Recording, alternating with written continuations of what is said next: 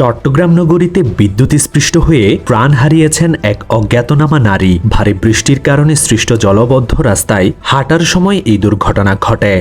জ্ঞাত আয় বহির্ভূত সম্পদ অর্জনের অভিযোগে ইমিগ্রেশন ও পাসপোর্ট অধিদপ্তরের পরিচালক মোহাম্মদ সাইদুল ইসলাম ও তার স্ত্রী শাইলা আক্তারের বিরুদ্ধে মামলা করেছে দুর্নীতি দমন কমিশন দুদক।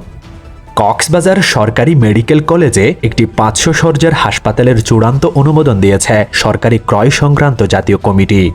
কক্সবাজারের টেকনাফের রোহিঙ্গা আশ্রয় শিবিরে গুলি ও ছুরিকাঘাতে এক যুবক আহত হয়েছেন। তার নাম মোহাম্মদ জাবের। তিনি টেকনাফের নীলা ইউনিয়নের নয়াপাড়া আশ্রয় শিবিরের আই ব্লকের বাসিন্দা।